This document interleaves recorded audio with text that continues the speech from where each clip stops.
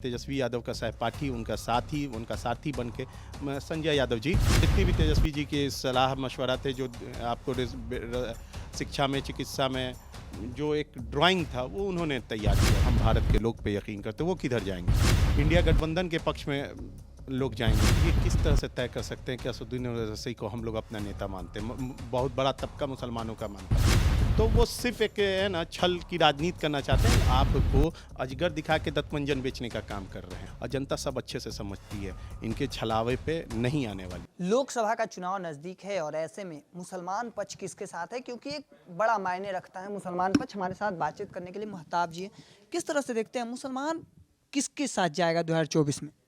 नहीं, सवाल ये आपका क्या है कि मुसलमान किसके तरफ जाएगा, ये सवाल ही आपको नहीं पूछना चाहिए था। आपको सवाल पूछना चाहिए था कि हर प्रोग्रेसिव डेमोक्रेटिक व्यक्ति जो संविधान पे यकीन करते हैं, जो संविधान पे यकीन करते हैं, जो भारत की प्रस्तावना हम भारत के लोग, जो पहला वर्ड था हम भारत के लोग पे यकीन करते हैं, वो किधर जाएंगे?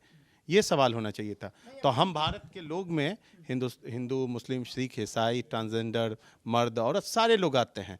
तो एक व्यापक लोग जो एक मेजोरिटेरियन लोग हैं, जो देश की अखंडता, प्रभुता, जस्टिस पे यकीन करते हैं, वो लोग कहाँ जाएंगे? वो कहाँ जाएंगे?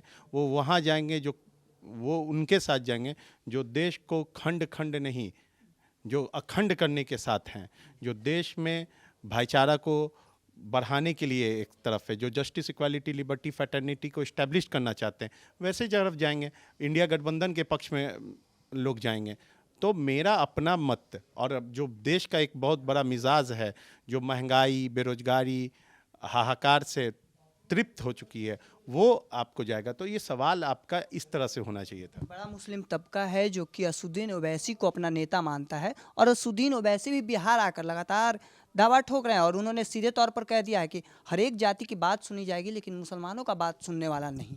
नहीं, आप ये किस तरह से तय कर सकते हैं कि असदुद्दीन ओवैसी को हम लोग अपना नेता मानते हैं? बहुत बड़ा तबका मुसलमानों का मानता है। 5 उनके विधायक। नहीं, आप बात सुना चाहे, यूपी में वो चुनाव लड़े, हारे।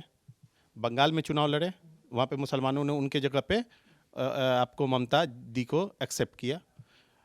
आपको बीजेपी, आप जब गए आप यूपी में, तो उसकी जगह पे देखा अब रहा बात बिहार में।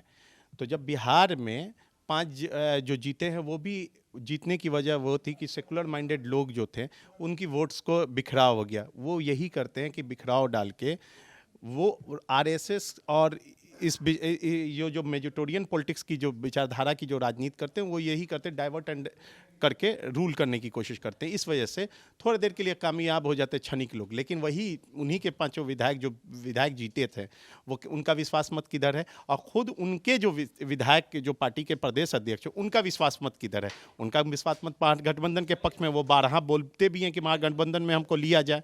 तो वो सिर्फ एक है ना, छल की राजनीति करना चाहते हैं, लेकिन बहुत ज़्यादा, खैर उस पर हम बहुत इंटू नहीं होना चाहते। असद साहब को कोई ऐसा नहीं कि मुसलमान अपने लीडर मानते हैं। आपने पिछले 2 बयानों में इंडिया गठबंधन और महागठबंधन का जिक्र किया। महागठबंधन की जहां तक बात करें, तो लालू यादव ने भी अब जो सीट राज्यसभा में मुस्लिमों का सीट था, उस पर संजय यादव को भेज दिया, यादव को फिर से भेजा गया। नहीं, आप संजय यादव जी को आप एक बड़े बड़े इमारत देखते होंगे, बहुत बड़े बड़े इमारतों को देखा होगा, और उनके भव्यता को देखा होगा, लेकिन आपको नज़र नहीं आती है उस इमारत के नीचे में लगा हुआ ईंट, जिसे नींव कहते हैं।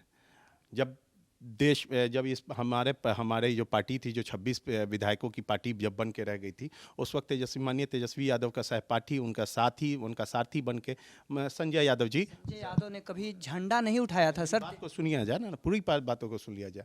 बैकडोर में रह के उन्होंने जो पार्टी को मजबूती दी है, उस पर आपकी बात होनी चाहिए। आप पार्टी को मजबूती दी, और नींव थे जो दिखे नहीं, आपको झंडा उठाते हुए नहीं देखे, लेकिन झंडा बनाते हुआ वही व्यक्ति था।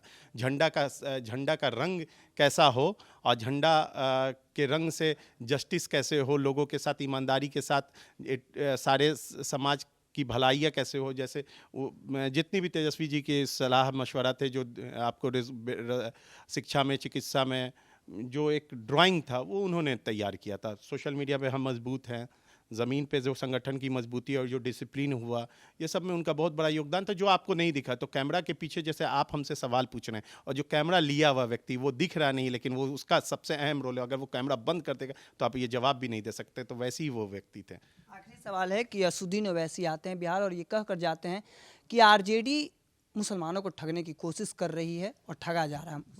वो भी तो ठग रहे हैं। तेलंगाना में जब वो चुनाव लड़ते हैं, जब हैदराबाद में वो चुनाव लड़ते हैं, तो वो मात्र 4 ही सीट पे क्यों लड़ते हैं? वो सारी की सारी सीटों पे क्यों नहीं लड़ते हैं? वहाँ पे जब बातें आती है तो वो क्यों नहीं मुख्यमंत्री के दावेदारी पेश करते हैं? बात ऐसी है कि ये सब मुद्दा नहीं, वो आपको अजगर दिखा के दत्तमंजन बेचने का काम कर रहे हैं। समझ गए?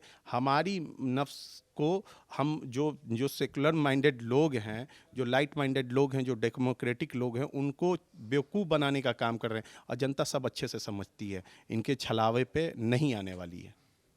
चलिए, हमारे साथ बातचीत करने के लिए महताब आलम थे। सीधे तौर पर जानकारियां जो हैं वो सीधे बता दी हैं कि मुसलमान का पक्ष क्या है, क्योंकि आने वाले समय में एक बड़ा तबका है जो कहीं ना कहीं निर्णय तय करता है बिहार के अलग अलग क्षेत्रों में। हालांकि इस चीज़ को लेकर आपका क्या मानना है, कमेंट सेक्शन में रखिएगा। धन्यवाद।